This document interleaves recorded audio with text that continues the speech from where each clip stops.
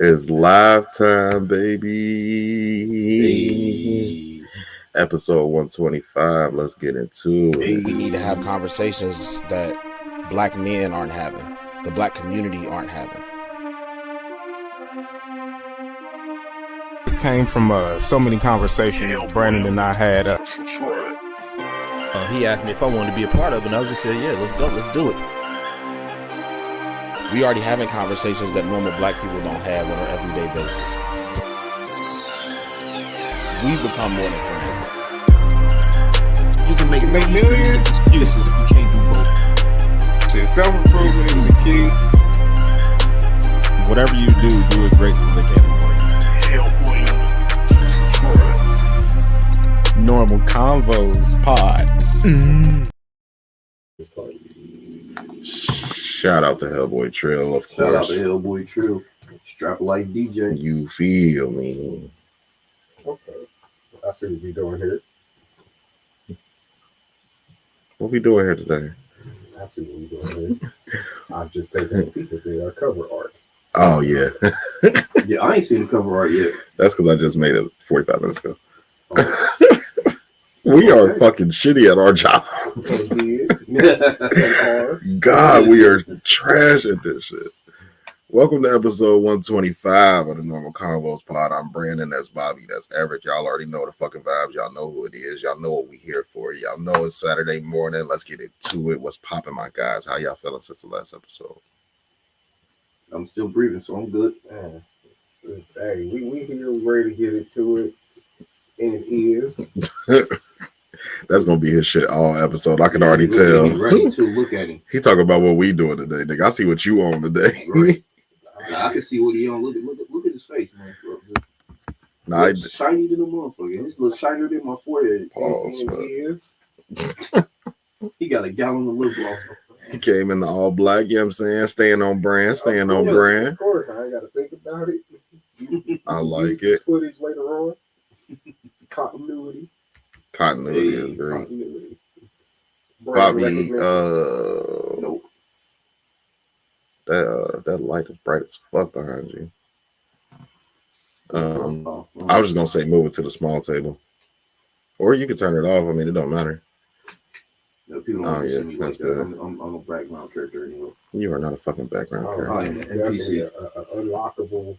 Character. I'm an NPC. You gotta play through the main story. Noob Shybot. Noob Sidebot. Yeah. Boone and Tobias backwards. Is that what the fuck his name was or something? Yeah, Ed Boone and John Tobias. Yeah, I ain't know nothing about that. Boone is Noob is Boone backwards. Tobias is Sidebot. Yeah. I didn't know. Yeah, I didn't know. I don't follow the lore, so like the last lore I followed was maybe Deception, and all the lore I knew was in the game. So if it wasn't in the game, I didn't know about it. I used to read Game Pro when I was little. Ooh, not the Game Pro. Let's throw back. Game Pro is the shit, man. Game Pro is the shit. GameStop used to be the shit too. It was like $7 magazine, $10 magazine. Yeah. Game Informer. Rest in peace to Game Informer. Yeah, definitely rest in peace to Game Informer. Shit, we about to say rest in peace to GameStop here in another couple years. That shit ain't gonna last too much longer. Pretty much. All they got in there is fucking Funko Pops and merch. Yep. Like nobody going there for video games no more unless you got an old system. I heard they're about to start trying to do about to start doing retro shit again. They should. Yeah, I mean, that's where they should focus they marketing at. Yeah. The retro shit. Stuff, yeah. Start doing it like these little arcade places and shit. They got the game set up everywhere. Like you ain't gotta have the game set up everywhere, but if you focus on definitely shout out. But if you got like old SNES cartridges, Dreamcast games, like don't just focus on the newer versions because all they be having in there is PS3, Xbox 360, and those are even rare. Yeah, like start focusing on the shit that niggas can't find nowhere, right? And they money come back real quick. The nostalgia factor is huge. Yeah, I mean that's where all of these arcade legacy type places are thriving. It's nostalgia. There's a lot of reboots and re-releases of games like that Marvel vs. Capcom collection just came out. So last month, September 13th, and that the pre-order was sold out for that. Yeah. Like long before the game came out, like soon as they announced the pre-order, it was sold out. I heard it's doing pretty good, thriving, got a good online community right now. I ain't been online yet, but because I ain't about to get mollywopped, but facts. Yeah. Oh, yeah, that's how our weeks was going. I gotta give a little shout out, man. Gotta give a shout out to my little cousin Avery Tyrell.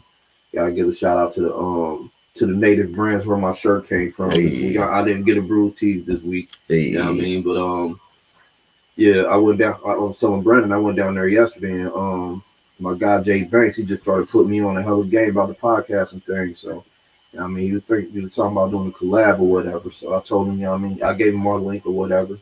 Told him to check us out. We're gonna check him out, see what's up. Oh, that's where them stickers came from too. He gave you some stickers to get everybody. Nah, them hard. Yeah, with the Skittle shit. Yeah, I like that. Yeah, shout out to the native brand. You can't see that. It's upside down. Upside down. Shout out to the native brand. Trey say nostalgia is definitely big business these days. Retro stuff popping up everywhere. Yeah, man. So yeah, nostalgia is definitely gonna be.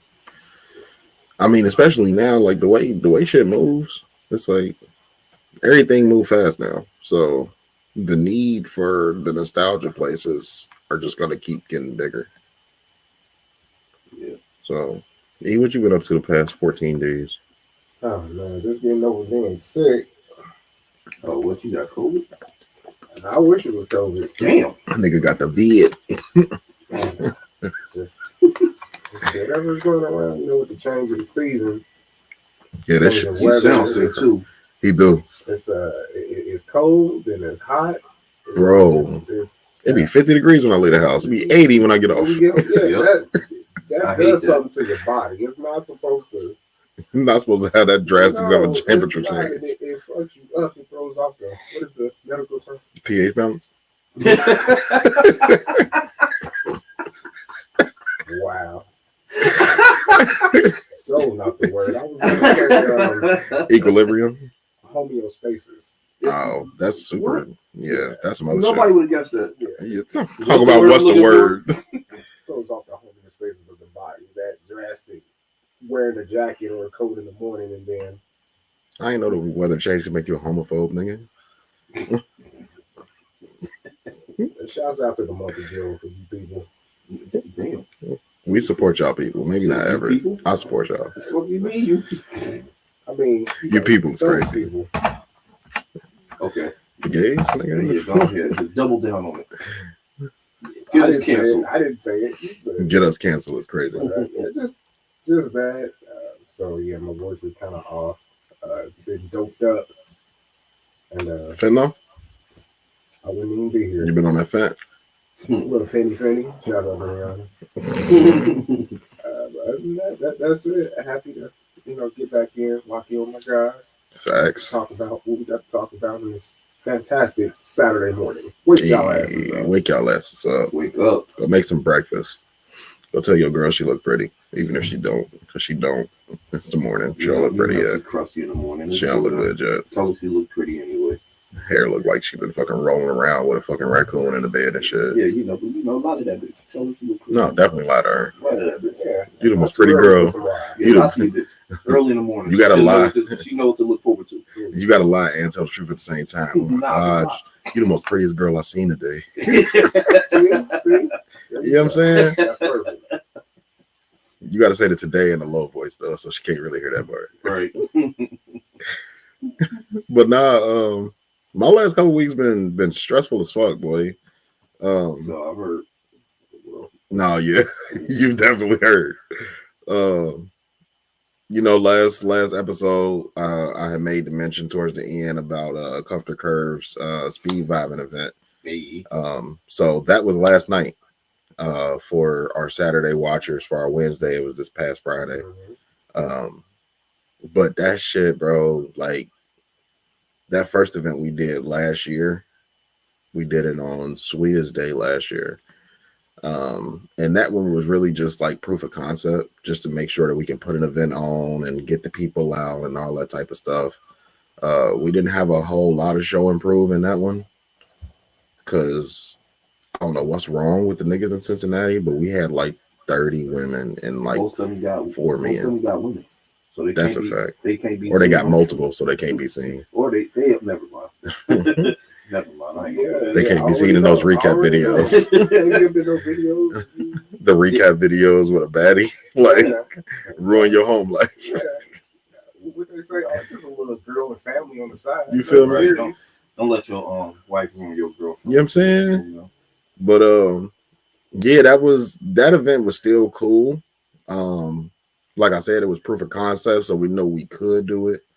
But our wraparound to this year, yesterday's event, we put a lot more work into it, a lot more marketing, a lot more promotion, a lot more taking the time to make sure we do, curated videos, who we're marketing to, all that type of stuff. That promo vid was crazy.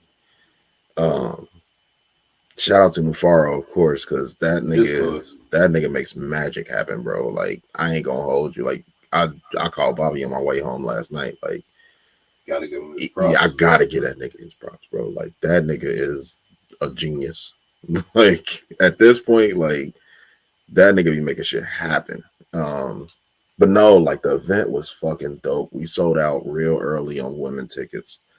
The men straggled in, but we ended up selling out men's tickets before Friday as well. We capped it at 60 people. So we had 60 people in there, speed vibing. And we had a whole bunch of different stuff. We did a live date. So that's how we kicked off the event. We grabbed 2 people out the crowd. They came up and did a quick round in front of the whole place. Also, shout out to Love on 4th. Okay, yeah. That was absolutely the best place to do anything that has to do with dating. Like, Love and Cuffed Kurt, like, it just mixed. So, definitely, I'm about to mute this nigga. Yeah, you all right, bro? Definitely, shout out to them. Shout out to the bartenders. The first time I ever seen Ever Sick. I know, right? Man. I'm about to Febreze, or not Febreze. I'm about to lights all this shit when you leave. Bleach everything down. Get away from me. Go ahead, Lee. Bartenders are beautiful. They came. All the women were beautiful. They came dressed to impress. The guys came dressed to impress. Shout out to G and Zay. They pulled up. Shout out to Aries. Aries pulled up. That was a vibe. Before I was on the mic all night. Who else notable came through? Foodie with a cutie. Shout out to her. Shout out to her. She came through and she vibed with us for a little bit. D-Raj came through. Okay. I know some people in the city really know who he is. I saw his promo too. Yeah, his promo was crazy too. He was coming, and I'll tell y'all that off mic, but yeah. Well, no, he posted it. He was coming from a movie premiere, a movie that he had. Hey. So yeah, D-Raj moving in the city too. Congratulations on him. Can you get a gunshot or something? Yeah, like for that? sure. Yeah, air horn. Yeah, there we go. Shout out D-Raj. But yeah, man, overall, man, we had so much fun. If you have not seen it yet, for the people that are watching anyway, go look at my story. Go watch my story on Facebook or Instagram. At least the stuff that I got is on there. As far as all the full recaps and all that type of stuff that'll come in the next few weeks or whatever. But man, we had a ball, man. Everybody seemed like they had fun. There wasn't no bar flies. There wasn't no posting up in the corner niggas. Like, it wasn't none of that, bro. Like, everybody was being up. Yeah, man. It was so fucking. We got some cards, so we got a couple merch. So we had fun, man. DJ was rocking. Everybody had fun. Our after dark table was crazy. They was back there getting it in. The after dark, for the people that have seen the show, all of that spicy shit that's on the show, We got a whole table curated for just that shit. Okay. Just the wild shit. And we did a gold couch in the back corner by itself. Oh. And that shit was lit, bro. Like I had fucking fun. Yeah, everybody enjoyed themselves. Porn back there or some shit. It wasn't like they was getting it in. Nah. It was a whole bunch of gold shit back there by yourself, so you can go back there and get some privacy. I ain't gonna give away nothing on the mic because you got to come to an event to experience After Dark because you ain't gonna see that nowhere else. But yes, the After Dark table is definitely a vibe. But yeah, we had fun, man. Speed vibe in the video would be nuts. Yeah, fucking facts. I mean, how quick did y'all hit it off? Man, it was some connections made, bro. It was at one point we was like, all right, cool, this round over, it's time to switch. Motherfucker like, we ain't switching. We locked in. It's like, what you mean y'all locked in? Damn. So and it was low key,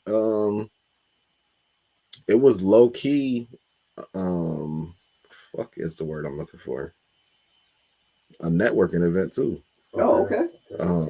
We got a whole lot of tags on the Cuff to Curve page for people. Oh man, I had so much fun. I even got some connections and da.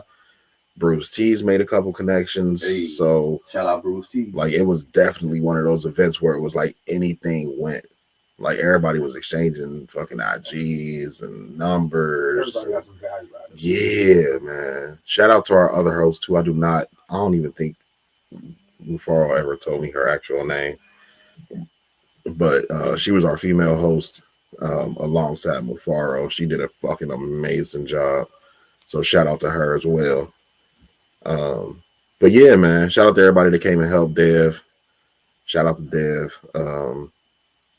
I don't want to butcher Shorty name. I want to say her name was Tata Linda or something like that. Damn, don't fuck that name up. No, like legit. It's something like that. There's something like that. It's close. It's pretty close. It's pretty close. Shout out to her. She don't watch this shit. I ain't tell her about this part. Oh, damn. Look at you. That's fucked up. Everywhere I go, I promote us. Yeah. You ain't shit. I wasn't even trying to promote Bruce T's. Like I was there for Cuff the Curve. Bruce T's made some connect. I'm telling you, man, he gonna fucking leave us. He ain't mentioned the pod not one time. I said I wasn't trying to. People asked me who did the shirts because I was running the merch table. I get it. You were trying to separate. Like, yeah. Okay, I'm here for Cuff. Yeah, I'm here for Cuff the Curves. I wasn't there for Bruce T's. So yeah, Bruce T's got in there somehow. If people ask me a question, I'm going to answer. Oh no, man! I'll do some little shirts on the side, yeah, and then walk away. No, I was at the merch table. I couldn't walk away. Some little shirts on the side. No, I'm just talking. I'll make a couple dollars over here. You know. No. But yeah, man, that was my past 2 weeks. In sports, Elijah scored 2 goals last game. Hey. He balled the fuck out. He almost got a hat trick. Shout out to my guy. His coach told me that I need to put him in track. He was like, he's too fast. He was like, you just need to put him in track and get him the technical running skills, and nobody on this field to be able to touch him.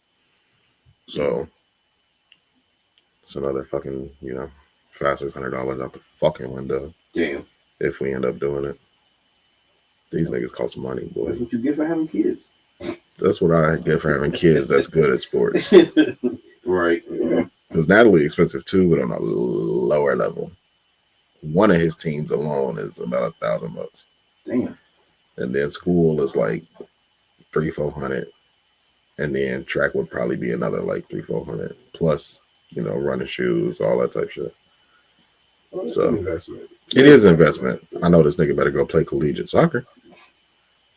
He better go play world soccer and shit. Well, yeah, eventually. Get that money back. I mean, at 18. Technically, at this point, they have, U.S. teams at like U16. So next year, I think he could technically be pro. Oh. Okay. Let him be the next Freddie do. Yeah. We'll move around the country like that. So he ain't in none of those fucking Yeah, for sure. The money coming so we can move like that. Right. But nah, man, we didn't spend 20 minutes on our weeks, man. It's good to fucking see y'all, man. It's what I'm saying. Good to see you too, bro. So shit, let's get into this fucking episode, man. Or actually, Bobby, you want to do the Bruce T's read this week? No. What? Well, because the sick nigga ain't here, so. Oh, lucky sick. His voice ain't as luxurious as it usually is. Yeah, so, okay, So so I have to give it a shot if you don't. you know I can't read. No, where's that? I don't know. You ain't sent it to me. I didn't. Oh, You already got it ready? Touch your phone. Ew. Germs and shit. Ew. Did he say ew? I said ew. ISO on Bobby. ISO on Bobby. No, I'm not near my computer, but all right. Let me get up so y'all can see me in the camera and shit. All right. So, discover the ultimate in personal expression with Bruce Tees, where fashion meets individuality. Our customizable apparel and accessories empower you to create pieces that are as unique as you are. From tees, hoodies, and hats to phone cases, tumblers, and car decals, each item is designed with precision and flair, ensuring you stand out in every crowd. Dive into our design studio with a designated designer for every order, where you can play with colors, patterns, and textures to bring your vision to life. Visit brucetees.com today and redefine your style with creations that truly speak to who you are. Use promo code NCP for 10% off your next order. Bruce Tees, expression as unique as you. Hey, good job. Good job. That was good, Bobby. Good reading. Switch off. That was real good reading. Yeah, I can somewhat read a little bit. Make sure y'all get y'all shit, man. Go to the third grade. It's a facts. Go put that. Y'all niggas be bugging because y'all always be hitting me on my phone or in a DM talking about, yo, can I get some merch? If y'all niggas just watch the show, like just watch the podcast, we giving y'all 15% off or 10%. Yeah, we giving y'all 10% off. All you gotta do is put the damn code in. Like y'all ain't gotta call me. Just go to the site. Get a discount. You feel me? Be legit. Be legit. No 40 water. That's the clip. Right. A lot Um. of people didn't catch that reference because they don't know who the click is. Yeah. At all. I didn't get it at first because I know who Be Legit is, but I didn't connect Be Legit. I didn't know who 40 Water was. So, like, I knew who Be Legit was, but since I didn't know who 40 Water was, I didn't make the connection. So I didn't think he was talking about Be Legit. Yeah. Just know we old. I know. Because when I It's say okay. shout I'm out proud of being old. I'm proud of being 42. D-Shot and Sugar T. Right. Yeah, that sounds like aliens to me, sir. I'm But proud, shit, I'm proud to be old. That means I learned some stuff. Yeah, wisdom. A little young Facts. whippersnappers. Whippersnappers. Melvin voice. Whippersnappers. Melvin voice. Little niggas. Little dumb Yeah, motherfucker. nigga, call for your mom. Yo, get the fuck out of whispering in my ear, nigga.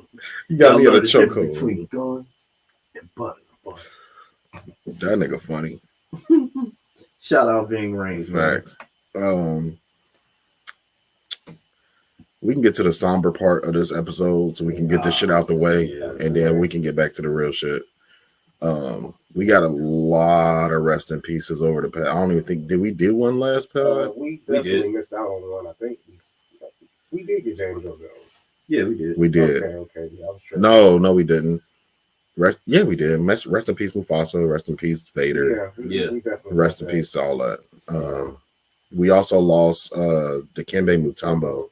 If you are shit, you ain't even got to be a basketball fan to know who Dikembe Mutombo is. That fucking commercial he had where that nigga was swatting everyday shit. No. Yo, ESPN aired that commercial again, like for that whole day down there. Yeah. So like almost every commercial that the Dikembe Mutombo commercial came on. So shout out to ESPN for that. Yeah. Shout out to ESPN for that. Shout out to the Dikembe Mutombo, man. Man, that bothered me. He was only 58 years old. Bro, Yeah, man. a lot of these, like, I know we've talked about it in the group chat, but niggas is dropping. Dropping. Like niggas that you, not that you don't necessarily care about, but you ain't thought about. I ain't thought about Dikembe Mutombo. No. But it's like, damn, he was only 50 something. Like, that's early. Like, it's just certain people when they hit, like, I feel like for me personally, if you under the age of like 70, 75, I feel like it's too early. 70, 75 is, I feel like that's a long life lived. Obviously, you know what I'm saying, my selfishness will want you to stay around longer. So just in case, you know what I'm saying, for your family, your friends, your fans, all that type of shit. But like when you get up to like 70, 75, like I don't want nobody to be too awful sad if I make it to 75 and then I croak. Like I'm 75, bro. Like what the fuck am I doing in my life anyway? Let me just get through the first 3/4 of life. Yeah. And I think I'm but 70, like you said 58? 58. 58, like bro, like my mama is 57, bro. See, like that's wild. I could not imagine. I couldn't imagine. Rest in peace to Kembe. Definitely prayers out to his family, his friends, people that love him. Fans of basketball. Like we used to see Mutombo at every All-Star. We used to see him on the sidelines. Like same way I felt about Bill Russell. Same way I felt about Jerry West when he went. Like it's a bunch of sports greats that have left that it's gonna be sad not seeing them on the sidelines no more. Yeah. So definitely shout out to Kembe Mutombo. We also lost John Amos. Yep. Rest in peace to John Amos. If y'all not familiar with John Amos, I mean, legendary actor, started off most famously on Good Times. Played a strong black dad that, you know, before him there wasn't like a strong black dad representation on TV. Mojo was popping, my guy. He definitely was. Yo, what up, Mojo? Hey, what's going on, Mo? He was definitely a symbol of, you know, strength, discipline for his family and doing what he had to do on the show. Later on, some of the younger people may know him as Mr. McDowell, Coming to America. Come on, break my foot off of your raw ass. They seem like they were playing all day the other day on TV. Yeah. Mm-hmm. One of my favorite movies. Yeah. That's another sad thing about when people pass is like the media industry as a whole just caters to them for that like entire day or like that week or some shit. And it's like you wouldn't even fucking with them before that. I'm conflicted about it. It's like on one hand, or you could be doing this for people who didn't know him. Yeah. Maybe to spread his notoriety a bit more. Like, okay, oh, that's who he was. That's what he did. Yeah. And also, it's kind of like you getting ratings. You getting ratings. You milk it. Playing Coming to America, you not necessarily blatantly fishing for ratings, but you know people going to watch Coming to America. Yeah. You're milking it. You know what I'm saying? I'm sure there's reruns of Good Times on somewhere, but I'm pretty sure that there's more stations playing it right now with him being gone. Like, so it's definitely a catch-22. It's you want to respect the man and show people what he did and what he brought to the world, but at the same time, you fishing for whatever you fishing for. So it's kind of like salute, but fuck you at the same time. Yeah. It's if you weren't already, you know, saluting and his work, championing it. Yeah, that's one of those hard words. Like if you hadn't played his movies or his work in years, and now all of a sudden you just, you know. But either way, rest in peace. Definitely goes out to him and his family. Our next one for sure. Rest in peace to the hit king. The hit king, Pete Rose. Rest in peace to Charlie Hustle, man. Man, facts. Legends never fucking die. Rest in peace to Pete Rose. Put that nigga in the hall. Oh no, I read an article. You know, they said he was banned for life, and his life was over. So. Yeah, MLB said that wasn't life. That was permanent. Yeah, the MLB is fuckheads. Yeah, man. Let that man in the Hall of Fame, man. This man won 3 World Series. 1975. Look, there you go. I'm about to say 1975, 76, and I think 1980. The man had 4,256 hits, base hits. The 4,192 of those hits came with the Reds alone. The other ones came from when he played with the Phillies in Montreal. Yeah, I don't know. I'm not I familiar don't, outside I don't of follow Reds. baseball. Yeah, but I really did like Pete Rose. If you're from Cincinnati, you know who Pete Rose and, is, even if you don't Pete follow Rose baseball. is a Cincinnati native. Yeah, Exactly. even if you, that's what I'm saying. Like, even if you don't follow baseball and you live in Cincinnati, you know who the fuck Pete Rose is. You should know who Pete Rose is if you follow. Just baseball. like you know who Johnny Bench is. Yeah, like another Cincinnati. You know what I'm saying? Like, if you're in Cincinnati, you just know who those people are. Yeah, Joe Nuxall, Mark yeah. I'll talk about a little more about why they won't put him in the Hall of Fame. Oh yeah, because for those who don't know, he was banned permanently from consideration for the Hall of Fame because he anything to do with the MLB for real. Yeah, it did. He got caught gambling while he was he did it while he was a manager and while he was a player. When he managed the Reds, he was gambling. He was betting on the teams. So they banned him. They said lifetime, but they meant permanent. They should have said permanent. Yeah. My lifetime is over. Put me in the Hall. Yeah. And they know full well too if he goes on the ballot his first time unanimous. Ain't nobody gonna not vote for Pete Rose. Nah, so yeah, I mean that's been long speculated that if he dies, then they'll do it. Yeah, and he'd be like immediately it's like a punishment. Like, okay, why are you alive? You're not gonna see it. Right. Anytime in the last 20 years, if they would have put him on the ballot, he'd win. Yeah. Like it didn't take his death.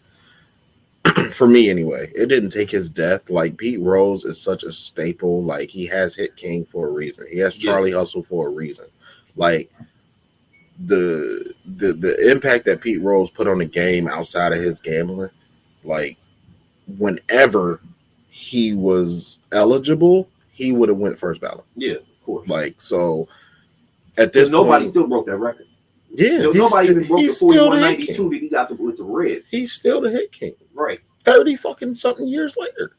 Like, come on now, bro. Like, you can't. I think the closest one came was Ty Cobb. Yeah, it's like 30. Come on. That's like not putting Mike in the Hall, or not putting Braun in the Hall, or not putting Kobe in the Hall because of some shit they did that was fucked up.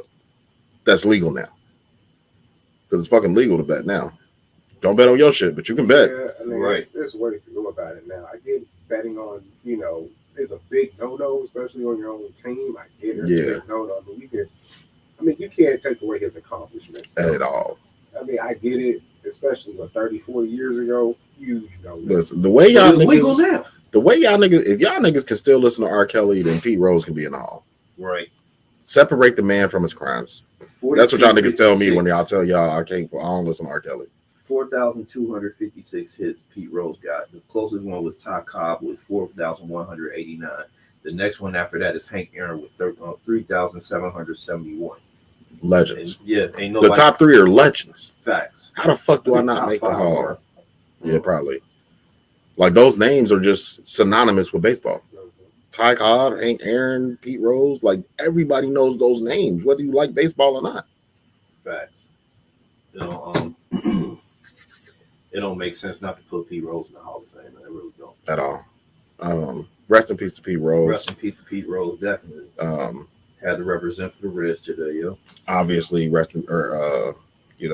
prayers to his family, his friends, his fans, which is damn near the whole world. Facts. Except for the holier than thou people. Fuck them though. And then last but not least, this is actually one of those kind of out there. Not out there, but it's like, if you didn't watch this show, you have no fucking clue who this man is. Rest in peace to Frank Fritz. He was on American Pickers on the History Channel. Yeah.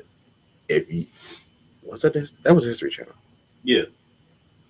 American Pickers is one of those, like, for all y'all niggas that love, like, the Property Brothers and like the DIY shit. I love Property Brothers. Bro, American Pickers, like the Pawn Star niggas, like, American Pickers was on that level. When Pawn Stars had its run where it was like everybody was watching Pawn Stars because they thought they had $5 million worth from memorabilia. Like, bro, it's $5. But American Pickers was on that level where it was like, I felt like everybody was watching this shit. At least the people that I knew. But, I was in the house because I was married with kids. So, Al Bundy, yeah. Not facts. But rest in peace to Frank Fritz from American Pickers. Yep. I could not remember homie name, the skinnier dude. I cannot remember his name, but I know he going through it. I know his family going through it. I know when I first started watching American Pickers, Frank was a heavyset guy. And then, as time went on and it got less popular and I stopped watching it and, streaming started taking over. So wasn't nobody really watching cable, all that type shit. I had turned on American Pickers. I want to say it might be on Max, maybe, or maybe Hulu. But I had turned it on and Frank lost a bunch of weight. He had lost a bunch of weight. He was getting healthy. I did not read into his COD, so don't ask me. But I know he was on a healing journey before he passed of being in better health.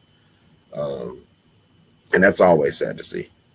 That's always sad to see when people do, make that decision like, all right, I want to be healthier. I want to be, skinnier. I want to be better heart health, better body health, better mental health, all that type of stuff. And then they life end.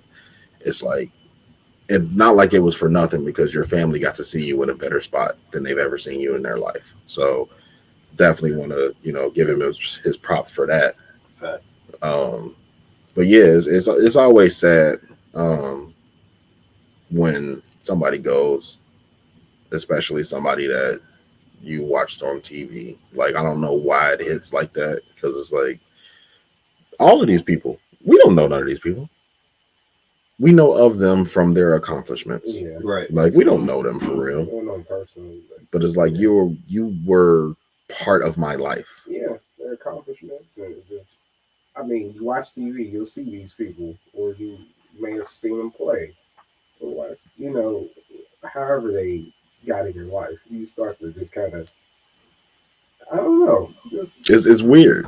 Yeah, because it's like I'm sad, but I don't know this nigga. Like, it don't connect the same way. I mean, they still a part of your life though, in some way, shape, or form.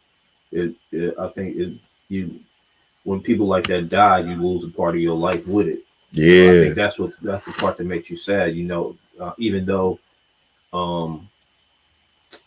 you didn't know this person personally, or it just makes it sad that you're never going to see another comeback of like American Pickers again or whatever, or like it makes me sad that P. Rose will never be in the Hall of Fame and stuff like that. Yeah, they connected with you in some way, even though you don't know these people personally. They made some type of impact on you.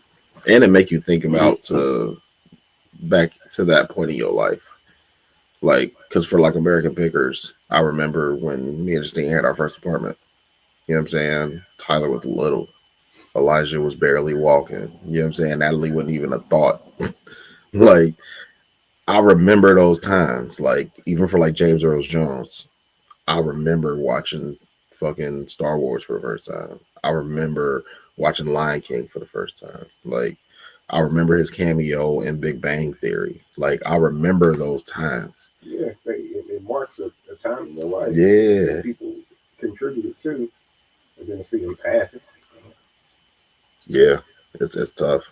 It's a lot of death, man. It is. It makes you think about your own mortality. Maybe not y'all, but I know for me. No, me. Every day. Every day. It's like we have intrusive thoughts. But it's deeper than that. It's more like recurrent thought. But I can't even say recurrent thought because it's almost like it never leaves. So how can it reoccur if it never leaves? Yeah. True. It's just it's one of those, at least for me, to explain it, probably not exactly how you trying to say it, but for me, I feel the exact same way. But for me, it's like one of those thoughts that just sit in the back of your mind where it's like, I'm not always actively thinking about this, but in the back of my head every day, I'm like, bro, at some point I'm going to be gone. And I start getting into the fear factor of it. Like, am I scared to go? And most of the time I look at myself, I'm like, I don't think I'm really scared to go. I'm more scared to leave everybody else. You know what I'm saying? Like, if I was to go before y'all, it's like, I would want y'all to, like, on the funny side, I would want y'all to keep podding type shit. But it's like I'm leaving my brothers. Yeah. I'm leaving my blood brothers. I'm leaving my sister. I'm leaving my sister-in-laws. I'm leaving my brother-in-law, my mother-in-law, my mom, my dad, my wife, my kids. Like, I be more like when I get to thinking about it and it get to the front of my mind, like I be more sad for y'all than I be for me being gone. You know what I'm saying? Because it's like for my household specifically, like I'm the breadwinner. I pay the bills. If I'm gone, my wife got a very short time to figure out her, you know what I'm saying, to figure out how to pay this mortgage every month. Ain't gonna be a whole lot of time for mourning. If you want to stay here, I mean, I got, you know, I mean that some type of life insurance. I was about to say that's what like, life insurance is for. Like, I mean, to help bring them along the way while they figure it out. Right. So, you know, I mean, if you got life insurance or whatever, it does help. Facts, mantra. I think what he's saying is even like that's only gonna take you so far. Yeah. Like, yeah. It's gonna come a time where it's like you got to be the breadwinner now. Yeah, but I mean, the life insurance give you that. I know that, but the life insurance give you that cushion, while you figure it out. Like so it ain't just so immediate. Like you got to jump in right now. Yeah, it gives you a little bit of time. It gives you a little bit of leeway. Yeah, that's something we need to talk about too. Like life insurance and all that. Yeah, one of my I seen a post on Facebook. I actually texted her to see if she want to talk. She just made a very huge announcement yesterday, and I'm very proud of her. And I want to see if I can get her on the phone. But I'll wait till she texts back. But she had put out the other day, like, my mama been telling me about life insurance and da-da-da-da-da. And I ain't never, she's 26 years old. She ain't like, I ain't never really thought about my mortality. Mm-hmm. She the youngest of 4 or 5 or something like that. Like, and the gap is huge. Like, I want to say her next older or her next youngest sibling is like maybe 10 or 15 years older than her. So it's like, she ain't never really thought about that. She's 26 years old. You know what I'm saying? But she said she keep having conversations with her mom, and it's like, I had to go do something. It's like, just in case. Not even just in case. It's going to happen. But it's like the earlier you get it and the earlier you pay into it, like the more set up you can be for when you're gone. Yeah. And it's like, for me, even with, you know, the bad health decisions that I make on a daily basis, on a weekly basis, on a monthly basis, like that's usually when my mortality hit me the most, is when I get super conscious of that shit. I'm like, nigga, you just smoked a cigarette 20 minutes ago. Like, why the fuck you lighting up another cigarette? And then that fucking thought will rush to the front of my head, like, nigga, you gonna die one day. Yeah. You know what I'm saying? Like, you need to stop. Like, having that constant thought of you need to stop doing this, and not having the strength to do it some days, like, that is probably my biggest conundrum in my life, is knowing what I need to do to live a healthier, happier life and not doing it. Yeah. For me, it's like every day, like multiple times a day, I think about it, especially when I'm out there on the road by myself and all that. It's way too much time to think. A lot of time to think. Too much time to think. Yeah, so that's why I'll be happy when you call sometimes. It gives me a break from that. Because no, I'm dead ass. I'm with you. Yeah, because I'll be thinking about it all the time. Like, and it ain't just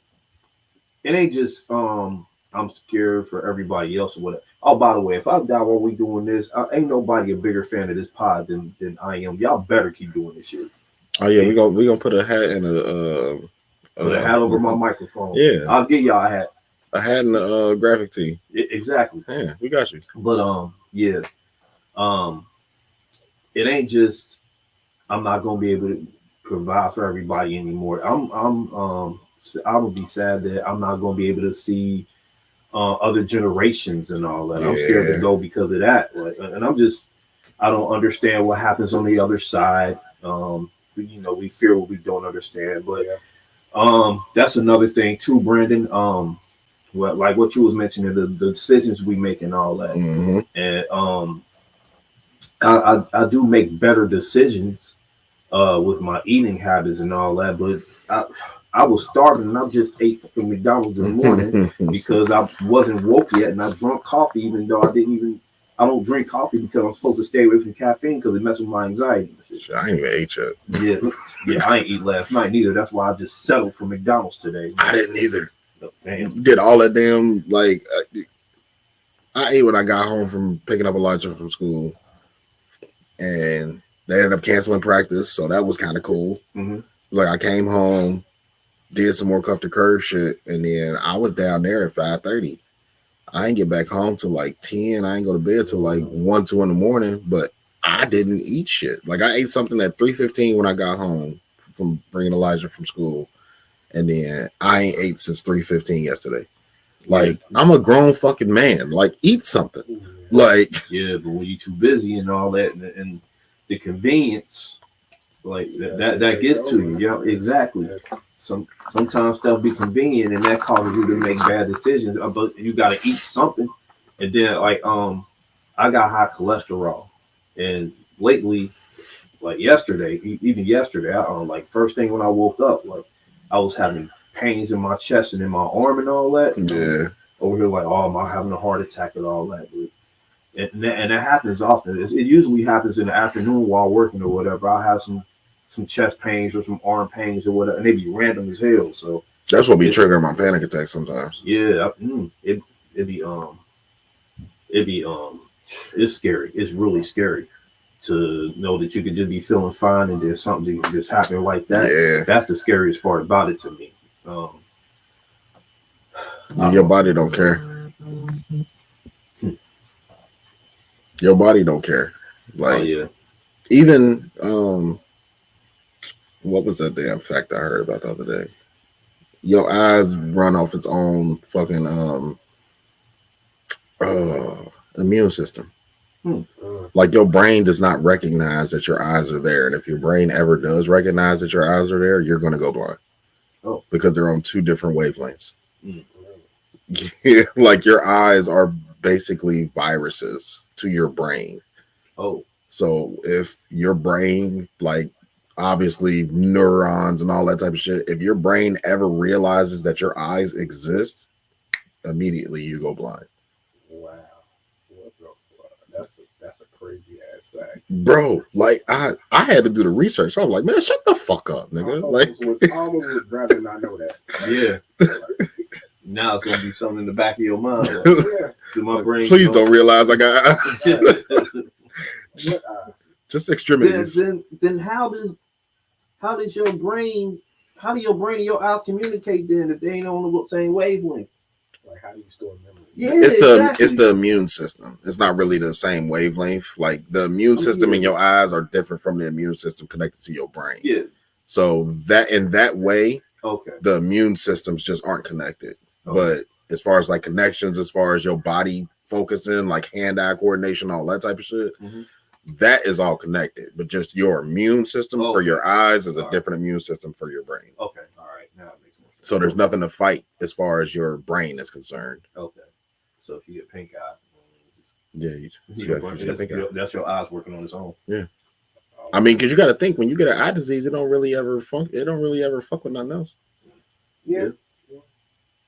The only one that can really do that affects both your body and your eyes is probably diabetes. You can get diabetic retinopathy. But outside of that, that's probably really one of the, I mean, obviously I'm not a fucking doctor, but that's probably really one of the only diseases that will affect your eyes and your body. But even that is really just extremities. Are your ankles swollen? Like, can you feel your toes? Are your hands like they check your extremities with diabetes. They don't check all the rest of the shit. Like, eyes, feet, hands, fingers. Yeah, they really just check extremities. They don't really check nothing else. That's crazy. Eyes and your brain are two different. Yeah, it's weird, bro. I heard this shit. I'm like, nah, it can't be true.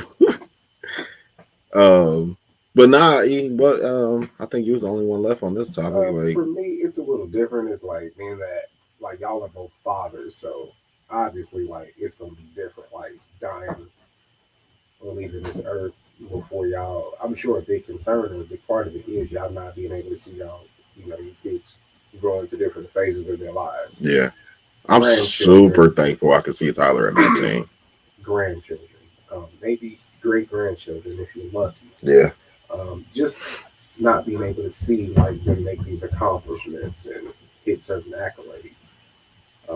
I'm sure that's a big part of it. Probably even the biggest, what you would say. For me, yeah. Like I said, like I'm super proud that I could see Tyler be 19 years old right now. And even outside of being a father, being a husband, like I want to see what my life is like when we don't have to devote every minute to raising kids. You know what I'm saying? I want to see what our life is like when, like you said, grandchildren. Like I can't wait to I love kids. Like I can't wait to have grandkids. I can't wait until me and my wife can, for joke's sake, like I can't wait till we can walk around the house naked. You know what I'm saying? Like I can't wait till I wake up in the morning and the only person I even got to pay attention to is my wife that's been holding me down for already 16 years. Like by the time the kids get out the house, we gonna be together for almost 30 years. Like we're gonna be coming up on like 25 years by the time Natalie turned 18. So it's like it's different. Yeah, like it's a bunch of shit. Like for me, I could say it's because I'm not doing any of that. It's more so a thing of, for me, it's like I hope I don't go before I do everything that I want to do. Yeah. You know what I'm saying? If I don't, leaving my mark on this earth has become like a big thing with me. Leaving behind a legacy of some sort, being remembered for something positive is becoming more and more important to me.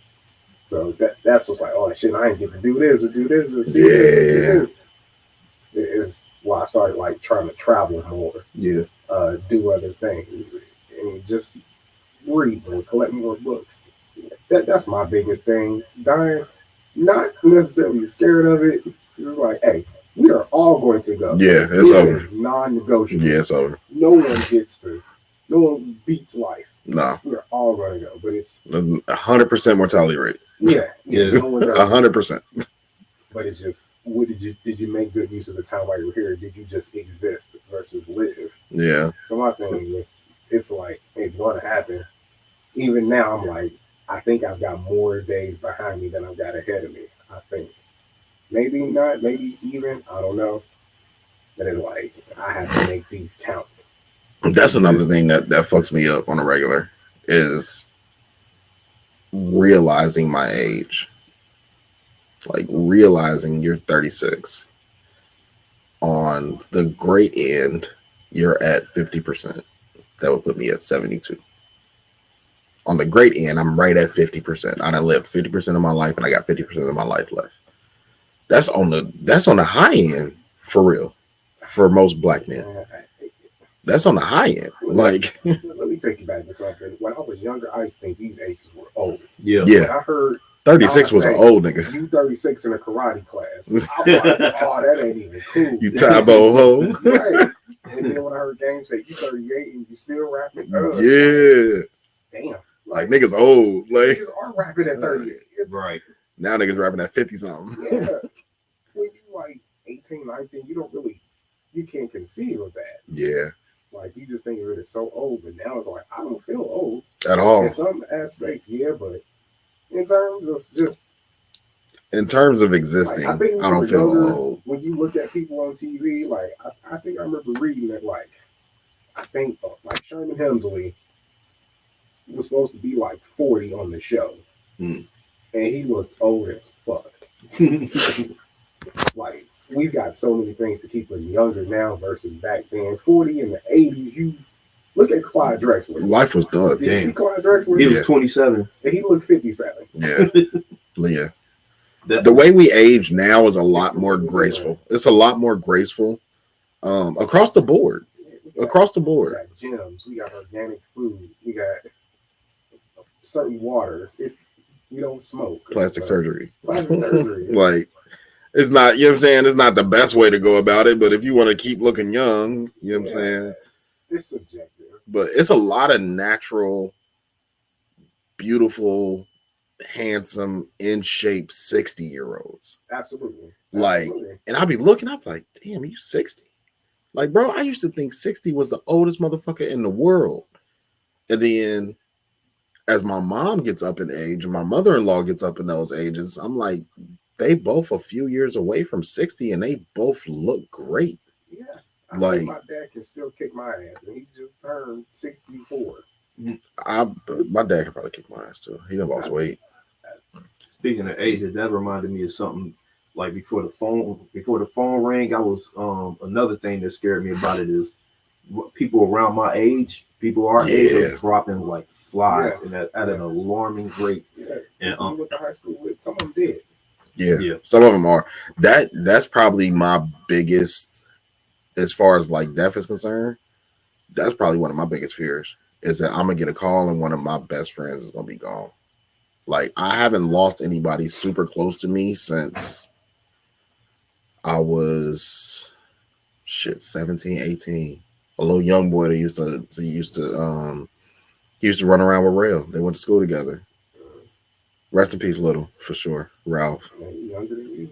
Like, he was younger than me, but he was in the streets. So, but that was the last person that I lost that was like super close to me where it was like, oh my God, like I can't believe he gone. I haven't lost, outside of family, of course, I haven't lost anybody that was like, damn, him. Like, I ain't lost nobody like that. And that's going to hurt the first time that happened. Yeah, same. Like, they were all like old, like 60s, 70s. Yeah. I can say the closest person was probably my grandfather. Never thought he would die. Yeah. I couldn't even see it. I thought that about my grandma. Like, but I was also 18 when she went, so. It'd be 6 years and a couple days when he passed. 6 years to the day. Like, I couldn't even fathom he wouldn't be here one day. Yeah. It was like, damn. But he was 81 years old. It's been 18 years since my grandma went, and I still remember the day she went. Like I said, I was 18, so I didn't even understand death for real at 18. You don't really understand it. You might have went to some funerals before, but you don't really understand that you are never going to see that person again. Like, I'm at the point now where I've forgotten her voice. I don't know what she sounds like anymore. Like, I remember like sayings that she said and shit like that. Like, I still got my memories. Obviously, I got a whole collage of pictures with her. Like, I know what she looked like, but I don't know what she sounded like no more. Been 18 years. I haven't heard her voice in over 18 years. Like, yeah. I haven't heard her voice in 20 fucking years. Like, it's shit like that where it's like, nah, I got to make sure that I talk to my babies all the time. Like, I even thought about doing like a audio diary and just saving it on a flash drive and just putting it with my will. I think you should. Like, you don't even need it now, but just putting it with my will. Y'all can, you know what I'm saying? Whenever y'all need to hear my voice, here it go. Yep. And we got the podcast. So, you know what I'm saying? We got shit to leave behind, but. And I love that. We still get to be, we got 100-some episodes. For anybody who still wants to check us out. Need a ding. She said, I remember what she sounded like. Lucy Pearl was one of a kind, man. I promise you. Man, this is so somber. I hate to take it is segment. But it is. We definitely need to get off of this. How do you feel when your favorite rappers was taken up out of here for $800? I heard about that and it makes me angry. I'm still salty about that. I would have gave you $800. Yeah, we love Pearl. We definitely love Pearl. Dolph would have gave him $800. Yeah, more than that. Is that what it was, Dolph? Yeah. Yeah. What brought this up is the trial just ended for Young Dolph's murderer, Justice Johnson, aka Straight Drop. Yeah. And he got life, and what as he should. Yeah, and he said that from what I heard, allegedly. We got a bunch of sad shit on this fucking list. He was doing this to get on CMG's radar. It was supposed to be like a $40,000 hit on Dolph, but he ended up only getting like $800. Yeah, from apparently the rest went to his attorney. I don't know how true it is. That's what he said, but he admitted only getting in his pocket $800. This is our therapy, Nita. This is our therapy. No lie. Like, we get on here and sometimes we have sad episodes like this, but this really be our therapy. Like, mentally, I'm great. Like, being able to talk this shit out with, you know, people that I respect and that I love and that love me back. Like, it'd be cool. Like, so, you know, to answer your question, I'm Gucci. We're somber right now, but we will be okay. This is just something that we got to report on and get out. You know, get stuff off our chest and all that. But this is how we get better, by talking through stuff. Like, getting stuff off our chest is something that's necessary for, like, grieving and just mental health, period. So, especially for black men, because don't nobody fucking care about what we got to say. Black men need therapy bad. But yeah, back to what you were saying. That makes me angry, because I still listen to Dolph. Dolph stays in my at least top 10 artists, if not top 5 artists on Tidal, like, all the time. Like, I still listen to Dolph. I'm still waiting on this music. I'm still waiting on Dumb and Dumber 3. I'm waiting for any other posthumous albums that Dolph come out with. He was one of my favorite rappers, and he was I reported on here about the stuff he did, like the good things he did, about the concert he did and gave them kids $20,000 a piece when they got fired for playing his music while they was working and all that. Like, Dolph did stuff like that all the time. Well, when he died, he was in Memphis for the turkey drive he does every year, and I heard dudes say, or they said that, like, oh yeah, we knew he was gonna be there because he does this all the time. They knew he was gonna be in Makeda's because he frequents that spot all the time, supporting black businesses and all that. And that's what hurt the most. They took somebody from us who did so well in the community, and his career was growing. Because he talked shit on tracks.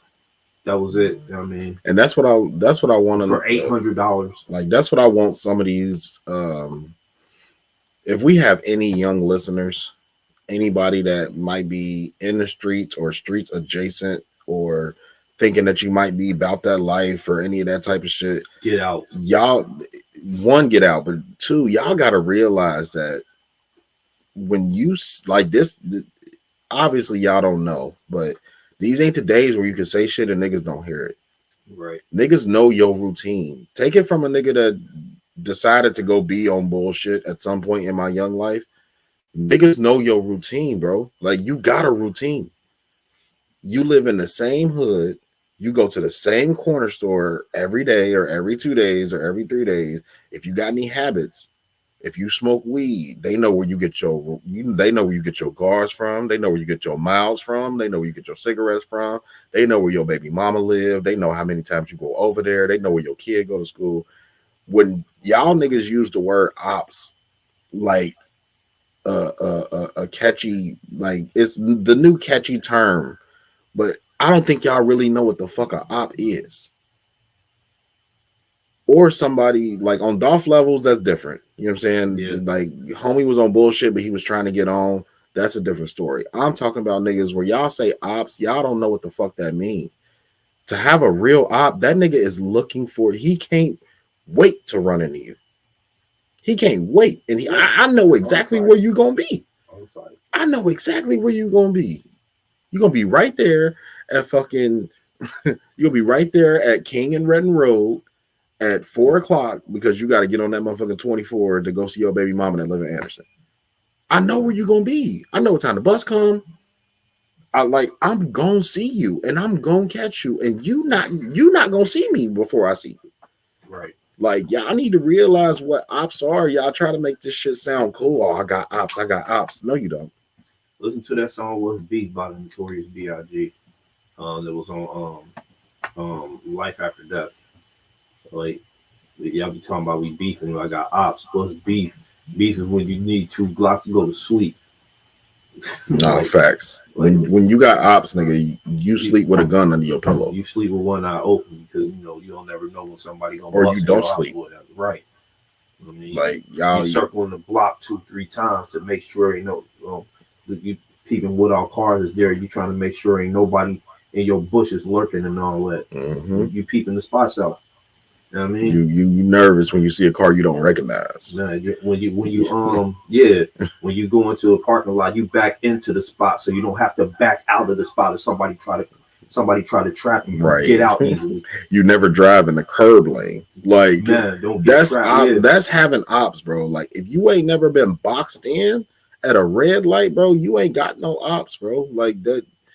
And we talking old head shit because I don't even know if the new niggas do this type of shit. But when I was out there doing my bullshit, OG, yeah, but OGs is 2 years older than the niggas that they OGing.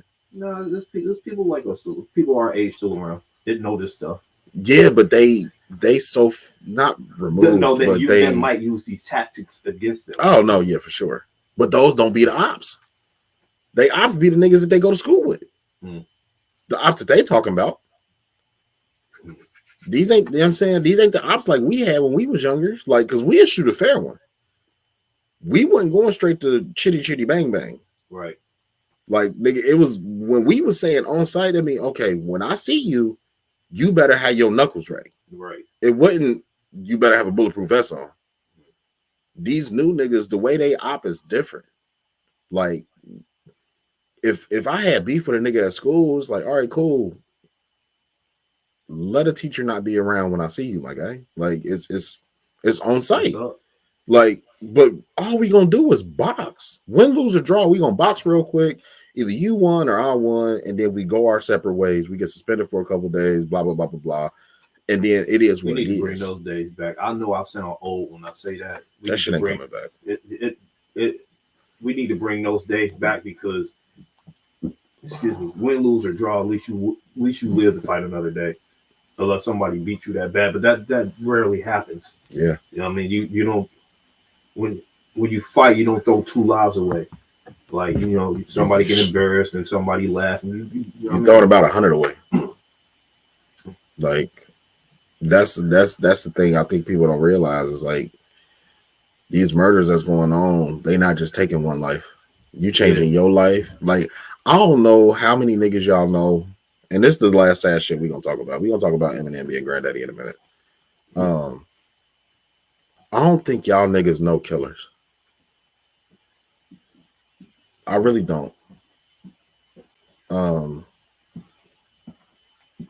know a couple killers, and them are different niggas. If you ever met a killer in real life,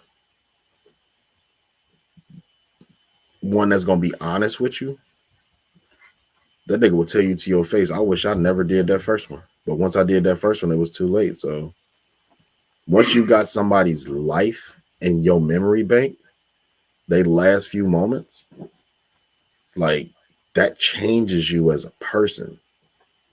You can't just walk around all day just blowing niggas' heads off and think that you still just gonna be hunky-dory. Like, oh, I'm cool. I'm this. No, nigga. Like, taking some type of serial killer. Like, taking a life is a different fucking thing, and y'all niggas just be playing with it. Like, you don't just change one life. You change your life. You change that parent's life. You changing kids' lives. You changing friends' lives. Like, one death, gang. One death, one murder is changing at least 100 lives from one trigger pull. And y'all niggas act like it's cool. Like, y'all don't value like that. Oh, you talking about rolling people, smoking this pack and all this shit and blah blah blah. Acting like that ain't gonna come back to you. It will.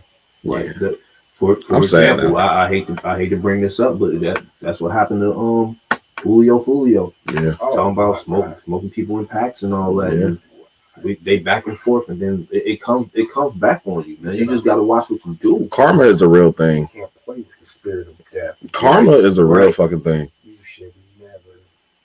That's playing with life. Like, and I'm not even the most like super spiritual person, but it's like you can't, like what he was doing. Oh my god! Anybody can tell you. Oh, it was just a matter of time for him. Yeah. And it's sad to say that because we don't want to see another life lost. Yeah, was like you get the energy you put out in the world. You receive the energy that you put out in the world. Telling him like, hey, maybe you might not want to do that. That's all flattery with him. He's like, hey, you think that's a, you know? It don't matter, nigga. I'm hard, nigga. I'm all right, cool. Right. But yeah, let's get off of this. Let's find some happy shit to talk about. All right. Or do y'all want to do this last sad one and then we can get to the happy shit? Oh yeah, we got more sad stuff. Let's get it out. G Diddy. Oh, that's what I was talking about. Oh, yeah, I was talking about G Diddy. Is this the same thing? The context of it is sad. Yeah, like maybe not him being, sued, but the context of it is definitely sad. Y'all can take point on this one. I'm gonna run to the bathroom. Okay, for those who don't know, G Diddy, I called him Garth Diddy in the group chat yesterday because Garth Brooks, famous country singer, has been accused of a bunch of sexual charges, including sexual assault. A woman said that he raped her. I think it was his makeup stylist or makeup artist / stylist that he met through his wife. But close the door, bro. We can hear the whole stream. Yeah, bro.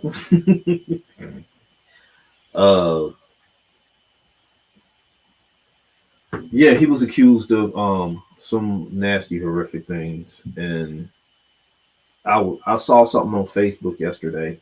One of my friends posted, shout out to Fame, and he was like, I hope y'all give Garth Brooks the same energy y'all giving Diddy. And I was like, oh, you know what? You certainly right. And that's why I put that in the group chat, because if he's doing that, I mean, it don't matter to me that he's not in the hip hop space. It doesn't matter that he's not in the black community or anything like that, but he should be getting the same coverage and the same disdain that we give to Diddy, because I was talking to Brandon yesterday and I said, like, we of the black community as a whole, we are quick to tear one of ours down when ours do something, but when somebody else does, it goes like right under the rug. Like, prime example, like what was it last year? With Ime Udoka, he cheated on Nia Long. He cheated on Nia Long with that mid lady. But Garth Brooks at the same time, not Garth Brooks, but Brett Favre at the same time was stealing. He was actually stealing from welfare, and that just got swept under the rug. But the whole focus was on Ime Udoka, who didn't even do anything illegal. Well, it's technically adultery, but people cheat all the time, and it wasn't even, it wasn't even on no sexual assault type stuff. It was consensual, I think.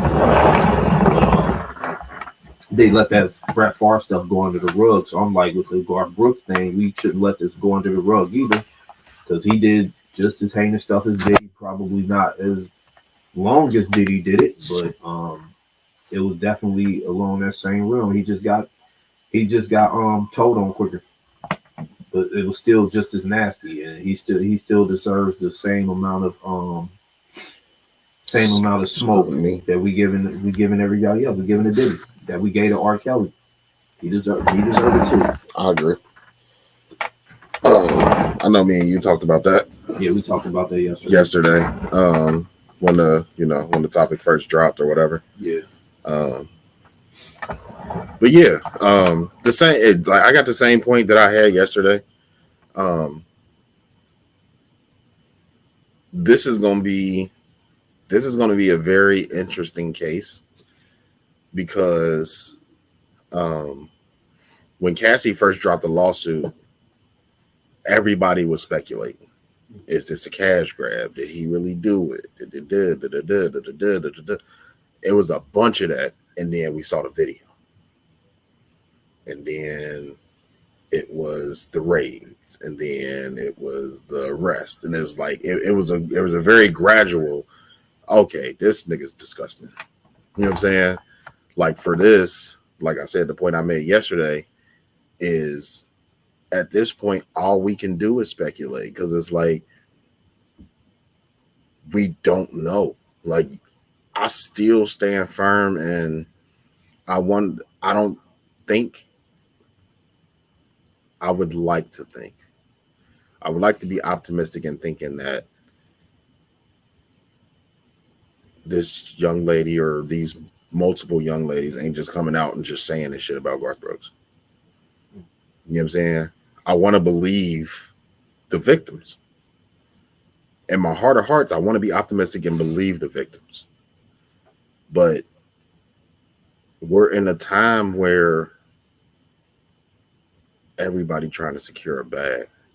Yeah, times is hard. It's like it's speculation. It's like without a lot of people didn't even believe that Diddy shit until the video came out. Until it was reported on the news and the video came Yeah. out. Right? If you didn't because it was a credible source, read that. If you didn't read those documents that Cassie sent, like her that lawsuit that she filed, if you read the documents, it was a whole lot easier to be like, no, she's saying some specific shit. Like you gotta kind of be weird to even think about this way to say this. Like I would have to read the documents personally, my own personal feeling. I would want to read the documents to see what she's saying in there, what any of the women are saying, before I form an official opinion. You know what I'm saying? As far as like, is she bugging or is she looking for, you know what I'm saying? Like I wouldn't want to make that distinction. But I'll take the same route that some of my favorite podcasters has taken in other cases where it was like, we ain't got all the information yet. If Garth Brooks did a smidgen, if he did 1% of anything that these women are alleging, fuck Garth Brooks, he can suck a dick. He need to rot. He need to rot. But we need more information. Unfortunately, because if he wasn't a celebrity and he was just Garth Brooks that lived on fucking Tiger Lane or some shit like that, nobody would give a fuck. Yeah. I remember you said that nobody even believed Cassie until we saw the video and it was reported on by credible sources and all that. But this Garth Brooks thing, it was reported on by a credible source. I mean, even though there are accusations right now, I don't think they would have even taken it up if they didn't have anything like solid. So I'm like, since you know what I mean, why ain't we giving that same credence to it? It was reported by a credible source. Yeah. And we didn't believe Cassie until it was reported by a credible source. So a lot of people didn't believe Cassie until the video came out. They didn't care who reported it. They didn't care who reported it. That's the one thing we're reporting now. The way media is now, there's so much inconsistencies in some of these stories. Like some of these credible sources have killed niggas that's still alive today. That's a fact. Like a lot of these, you know, quote unquote credible sources is still a media outlet. So they'll take it just because it's got a big name. Like Garth Brooks is like the Michael Jackson of fucking country music. Like Garth Brooks is one of them. Yeah. He's not like they're gonna report on that just because I'm not trying to disprove your point or argue against your point, because I do agree with you. If you know there's tiers of media. Yeah. So I do agree with you, like where it came from. They not just, at least in their history of reporting shit, they not just gonna put something out there without some type of evidence to where, all right, he either did some of this or most of this. We just kind of reporting on it to let y'all niggas know that, you know, G Diddy about to get the fuck up out of here. Like, but in the same sense, everybody got a voice. Like everybody got an outlet. Everybody got, like, these media companies. There's no moral center for any of these fucking media outlets. None of them. I don't even think just in I don't even think like not just our community. I'm talking about just generally. There are no morals left. So they gonna report on whatever's gonna get the most clicks. Exactly. The way media used to work is before a story would break, they would call whatever person's representative try to kind of get ahead of it. Hey, do you want to put something on record about this? That's about do you want to respond to this? Like just out of respect, like these are going to come out. Do you want to speak on it? I mean, they still report it, but at least be a reach out, like, hey, you don't care to speak on it. Yeah, like now it's like they're not doing that. Yeah, now it's just this what? What is that? This nigga? Yeah, put that shit out there. Like, yeah, to that point. Nowadays, a lot of people ain't answering the phones because it's like, don't say nothing. Don't say nothing. If you open your mouth, you incriminate yourself. So don't say nothing at all. So that's why a lot of these motherfuckers is like, oh no, they ain't got nothing to say about it. To your point that you made earlier about people be reporting on people who done died and then it not be true. These people, the media have an obligation to correct what was wrong. If they report something that it was wrong, then they have to go update that. We see it all the time. We've had to come in here and do that on a couple of occasions. Like, hey, we had the wrong information. Yeah. So it ain't like people are doing it maliciously on purpose or anything like that. I get it. I get what you're saying about people having no morals or anything, no more like that. But they got to report on the stuff. You know what I mean, to make a check. First of all. Secondly, if they don't do it, it's just going to be somebody else who does. But in that same token, if they get it wrong, they have to come back and make it right. They have to update it, or they can be sued. Defamation. Yeah, so I get the no morals thing, but it ain't like they doing this maliciously. Yeah, they doing this because this is their job and this is what they have to do. Yeah, and I know that's a media thing, and I get it. The same way I want to make sure that, because at the end of the day, for me, this might sound like a cop out, and y'all can kill me if y'all want to, but at the end of the day, I'm a man. And I know men that have been accused of shit and they wearing this shit now 20 years later and they didn't never do nothing. Mm-hmm. The same stance I took with Diddy. Like, it's sad to say it, but give me the information. Let me get all of the information before I form an opinion. Because I'm not sure if it's true for y'all, but I feel like most men in America is either the recipient or knows the recipient of false accusations. Yeah. And some of those accusations you don't get away from. Definitely not. Right. So I just want, and just like I said, if y'all want to kill me, that's cool. This is the same thing I said about Diddy. Give me all the information so I can form an objective opinion. But just an accusation ain't enough for me to be like, fuck Garth Brooks, fuck Diddy, fuck this, fuck, like, I gotta see it. Like, I don't need video or nothing like that, but I need enough information to be like, okay, that nigga's a dirty bastard, fuck him, get him the fuck out of here. But you just telling me, like, anybody can accuse you of something. But it ain't just one with Garth Brooks. It's multiple allegations, and then when the one lady stepped up, and there was another one that came out too. Like, yeah, I was too afraid to speak, but yeah, this time me too. That's exactly how that works. And as I said originally, I want to just believe them. I'd rather just believe them because I know the mental strain. Not know, but I've seen the mental strain that comes with someone that has been abused, that has been assaulted sexually. Like, I've witnessed that.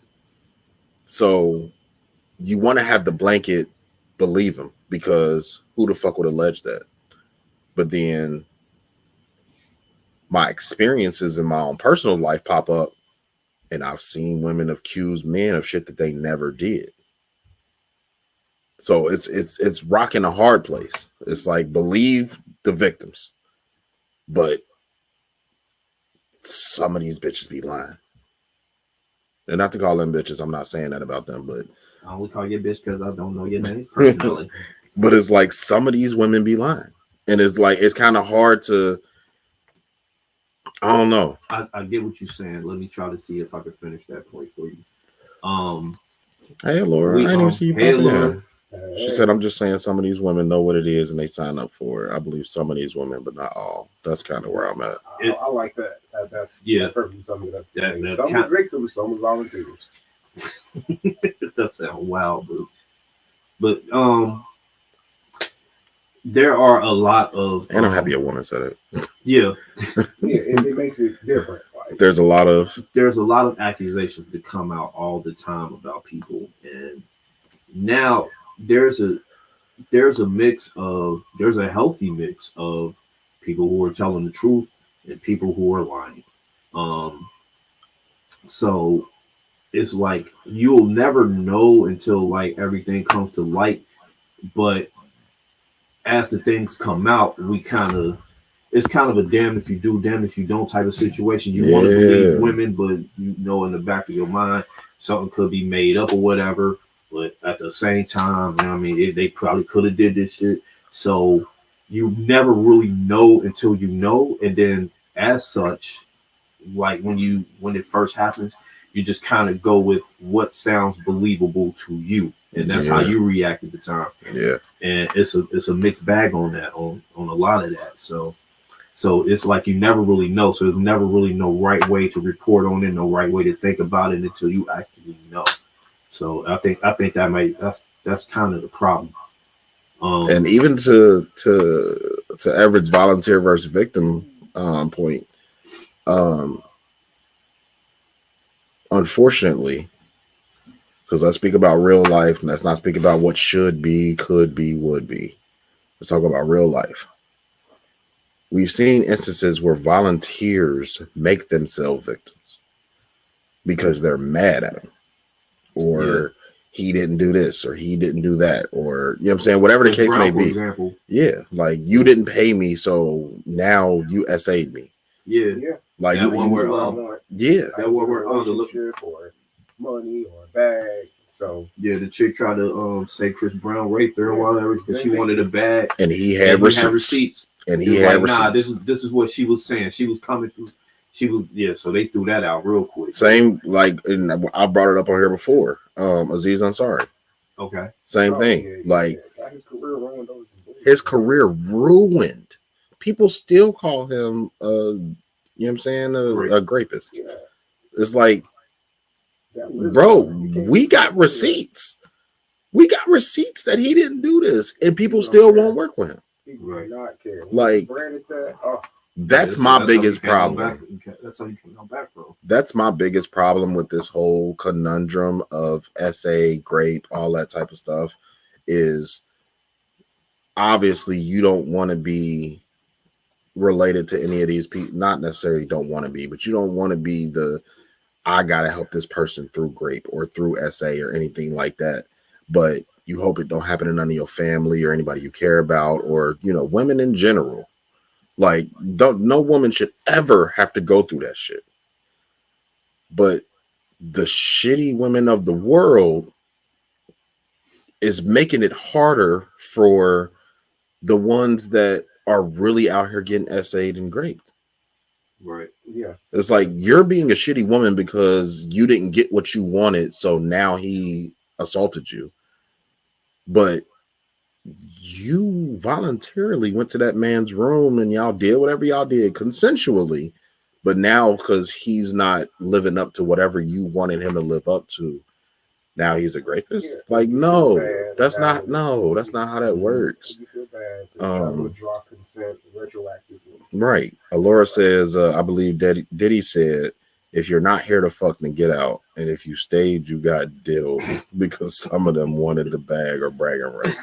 Facts. I'm glad she's saying all this. Right. I'm glad it's a woman saying it. It's a woman saying it and not us. Shout out to Alora. Yeah, shout out to Allura. Shout out to the Allura. Bring back the Allura hour, nigga. Yeah.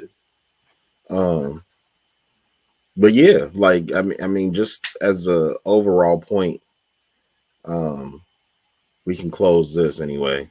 Yeah. Believe the victims. You do not have to form an opinion on the person that they are accusing, but believe the victims until otherwise. You don't have to pass judgment on the accused or anything like that, but to be out there just saying, "Oh, nah, it's for a bag. This a bag chase." This that. Nah, let's just believe him up first.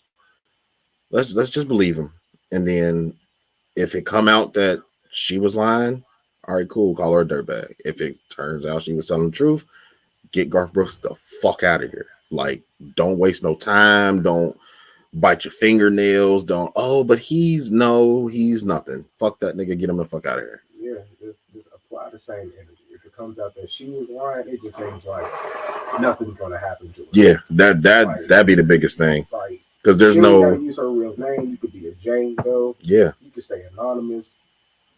Hey. Just like, oh well, he lied. Sorry, Coming so you back. got to spend all that money on lawyers. Oh well. Yeah. Her fault. Like, I feel like the best way to. I feel like, at least in the law system, even though the law system don't really, it's not fair, but to try to get it back to a point to where not get back to make it a fair system, you should have to face whatever you're accusing the other person of. Yeah. And that should go for for me personally, this is outside of SA, outside of Grape, outside of all of that. If you are accusing somebody of anything and they are found not guilty, and you are not just not guilty because of insufficient evidence or anything like that, but if they find out that you are lying, you should have to do whatever time they were accused of. Absolutely. You should have to do that time. It would stop a lot of this. Right. Yeah. It's like, if I know ain't nothing gonna happen, there's no not even accountability. There's no repercussions for lying on somebody. Right. There's none. Like, I can go accuse somebody of anything, and all I need is enough evidence to just say I was around them. I just had to be around them enough for people to believe my story, and if it come out I'm lying, all right, whatever. All you get charged with is false police reports. Yeah, and that's a misdemeanor. Yeah. Allure said, my bad. We coming back. She believe the evidence. So yeah, believe the evidence. I'm with that. She said, put her in jail if she lying. If not, tag that dirtbag. Facts. We don't. That don't happen.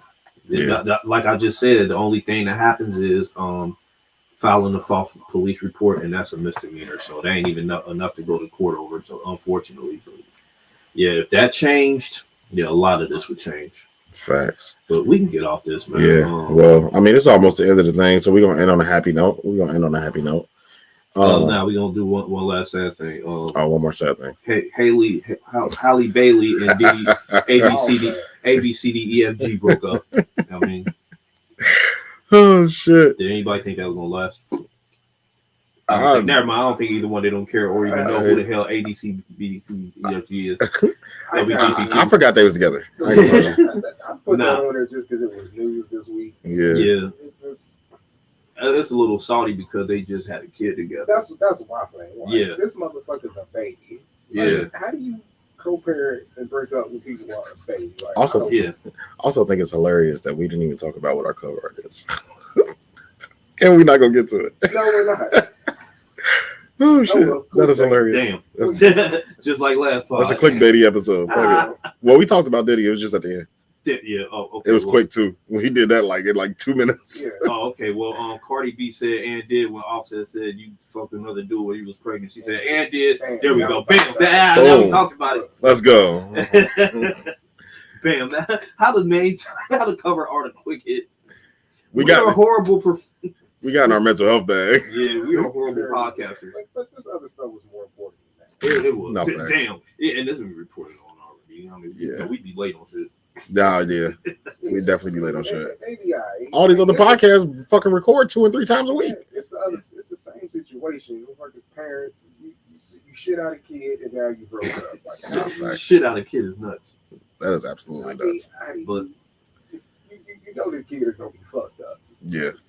Yeah. It's like, damn, you don't even get a chance with mom and dad in the same house. Real quick, do y'all think Cardi B fucked another dude while she was pregnant? I don't think she did. Let me see. A Bronx stripper that was drugging dudes and taking advantage of them. Damn. You know what? I don't know.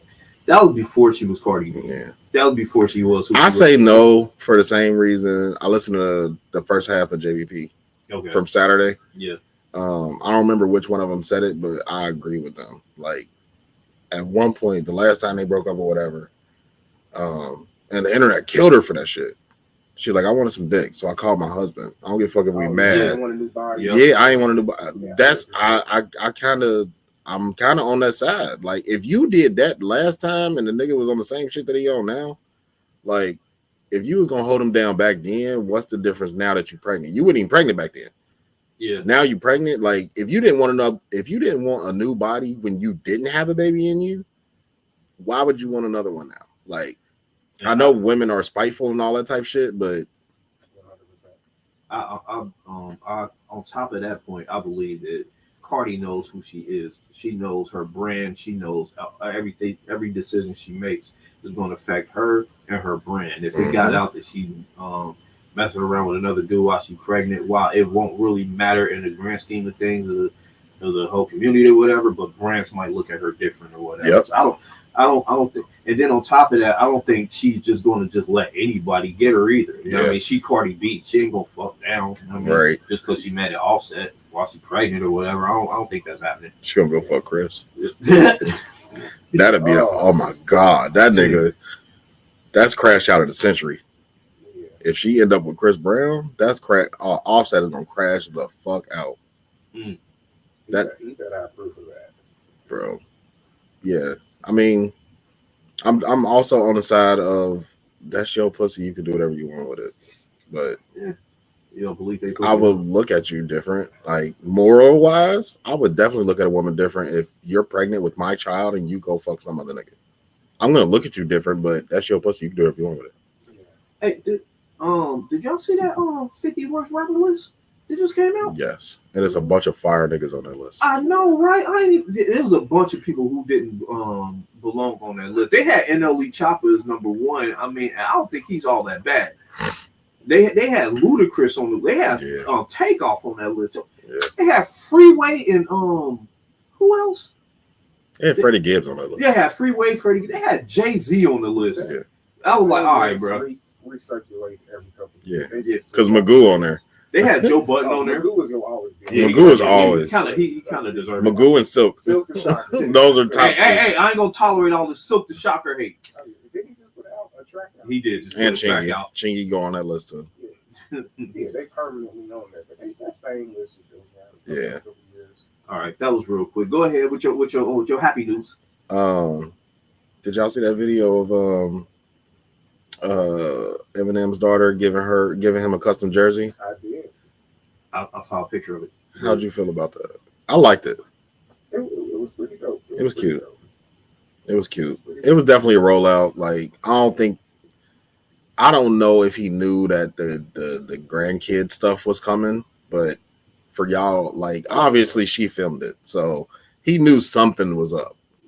Because you don't really see him and Haley really do too much of anything together. Right. He ain't never been on her pod. Like, you don't ever really see too much of nothing with them together. Like, if he goes on that pod, it will blow up instantly. Yeah, I think that's why it's not happening. Yeah, but she's probably trying to do it on her own. Yeah. I get it. I respect that. Yeah, I respect that. But yeah, I do like the fact that we see some of our vets and some of our hip hop royalty have these type of moments with their kids as grown-ups. Yeah. Like, I kind of feel the same way as I do with sports. Like, I'll turn on the games and I'm seeing Asante Samuel Jr., Marvin Harrison Jr., like niggas that I used to watch every Sunday. They kids is in the league now. Like, that, it was kind of one of those moments for me. Like, I remember listening to fucking Eminem growing up, and now this nigga about to be a granddaddy. Like, it was just kind of dope to see. Like, have your thoughts on Eminem all you want, but like, it was dope to see that. Speaking of the sports thing, people can hate me all they want because I know people hate this, but I can't wait to see LeBron and Bronny play together. I can't either. I can't wait for that. Okay, that's history. That's nepotism at its finest. Yeah. I don't even care about the nepotism. But that's positive nepotism in my mind. Yeah, I shitted on it. Did that before? Yeah, I shitted on it for the pod. Like that was just pod shit. But I could never. There's no way you can have kids if you have a child, and your child reaches the level that you are at, and y'all can perform together at the same job. There's no way that don't look good to you. There's no way. You know what I want to see before LeBron goes. I definitely want to see him play with Bronny, but I also want to see him play against Bronny. I would love to see him play against Bronny. Yeah. Oh, if Bryce made it and LeBron was still there, that would be Bryce coming. Bryce coming. Oh, yeah, maybe Bryce 2 more years. Than Bronny. Yeah, Bryce the one for real. Yeah. Just like LaMelo was the one. Like we got Lonzo early, or no? Yeah, LaMelo the one, but we got Lonzo ball early at the beginning of that big baller brand shit. Yeah. Like we got Lonzo, everybody talking about him, talking about LiAngelo. They was like, nah, Melo the one for real. Like y'all ain't even paying attention to this little quirky nigga over here. Like LaMelo was the one. Like I kind of feel that same. Like Bryce is the one for real. Like Bronny, know that Bronny is Bronny, but Bryce is the one. Yeah. Like he gonna come in the league and he gonna make an instant change in the league. Like I would love to see Bron play against Bryce. That would be fire. They gonna do it at some point. Yeah. If Bron stay around long enough to get to the All-Star, and Bronny make the All-Star, whoever's the captain of the other team, he's gonna make them pick Bronny just so he can play against the Sun. Yeah. Or they're gonna do it in like summer league or something like that. Like how long is it gonna be before Bryce get in the league? I think Bryce got maybe a year or 2 left. You think Bron gonna stay that long? I think Bron got at least 5 in him. Bron like 30, 39 though, ain't he? Yeah. Bron is gonna be the Tom Brady of basketball. I mean, he's still performing at a high level. He is. He really is. That nigga's still averaging damn near 30. Yeah. At 40 years old. Like, bro, I wouldn't even want to see Bronny playing. I think Bron will run all over. Oh, for sure. I just want to. That's what I want to see, though. It ain't that I necessarily want to see that. I do want to see who's better, but I definitely want to see Bron posterize this nigga. I do want to see, like, I mean, Bron just showing. Get Bronny get dunked on. Get out of here, bro. It's still my turf. It's still me. I would love to see Bronny get dunked on by LeBron. Really? Bronny's still he's still in the pool house. He can't look him in the eye. But we about to close because we already running late. Yeah. You know, every media day, every time LeBron get a fucking mic in front of his face, he got to tell you one good lie. He got to tell you one good lie. Is LeBron the best liar ever? Oh my God! At least in sports, if not ever, he is the best liar in sports. This nigga at media day looked at this motherfucker. He looked at the reporter right in the face and said, "Yeah, you know, I remember he was like 5, 6 years old. I see him grab a rebound and he went coast to coast and he was dribbling through people. And I looked over at Savannah and was like, oh yeah, he's special." And she was like, "What are you talking about? He's 5." Like, he was like, "Yeah, but I knew from back then." No, the fuck you didn't, LeBron. Stop fucking lying. You did not know at 5 years old that your son was gonna make the league. Shut the fuck up. Nah, I get it though. You got. Yeah, it sounds good. If you gonna lie like that, at least lie about your son like that. Bron is fucking hilarious, bro. He's a hilarious liar though. Some of that outlandish. He's doing some outlandish. He just be saying shit, man. But we love you, Bron. We love you, LeBron. He just be saying shit. Hey, do y'all remember when Eminem and Benzino was beefing? Eminem said, "Don't nobody want to hear the grandfather." That's Nail in the Coffin is one of my favorite diss tracks. Me too. Damn, I can never claim to be. That's how you feel, D. Benzino, an 83-year-old fake Pacino. So how could he throw me over some balcony without the one that's over back out with he goes to lift me? Please don't. You probably fall with me, and our asses will both be history. But then again, you'll finally get your wish because you'll be all over the street like 50 Cent. You fucking punk pussy. Fuck you, chump. Give me a 1-on-1. See if I don't fuck. All right, I'm sorry. These niggas. Yeah. One of my favorite diss tracks of all time. It ain't. I like the sauce too. He went in there hard on the sauce. Right. That was just. Y'all niggas are hip hop royalty. Like LeBron. That nigga's a liar. He's a liar. A liar. Hold on. I didn't read Derek's comments. I was too busy Look at Brew. I know stuff. Yeah. I know stuff. Damn. He's fucking hilarious. That's my guy. That's one of my 2K guys. I just tell it how it is. Okay. We're gonna close with this question. So, in your opinion, best athlete to follow his pop's footstep, any sport? Ken Griffey Jr. I like it. That's a good pull. To me, Ken Griffey was fired, and then Ken Griffey Jr. Steph Curry. Steph Curry and Dale Curry. I was gonna go Steph too. Okay. But if you going Steph, I'll probably have to go Kyrie. Kyrie is a son. Who's his dad? Oh no, it might not be. No, his dad played, I think. I don't remember that. He might not have been a dog. I think he played though. Yeah, for me, it's Ken Griffey and then Ken Griffey Jr. Can we all agree it's not EJ Johnson? Hey, man, stop that, man. We ain't going to do Magic like that, man. My MJ was Magic Johnson. I've been a Laker fan since then, you know what I mean? I don't know. You ever thought every Not time you Kyrie. say Magic Johnson, you gotta say pause? You ever thought that? Damn, no. I mean, because that's his name. So it's a little bit of a reach, but Derek says Tiger. Tiger and his kid. Kid is a prodigy already. Yeah. Mm. You might be right, D. You might be right. I ain't seen Tiger. But no, Dredrick Irving did not play in the league. So I would have to go with at least very early, as early as it is, I would have to probably go Marvin Harrison, senior and junior. All right. If not them, then I'll have to go Klay Thompson. He fucking stupid. Michael Jordan and Jimmy Butler is crazy.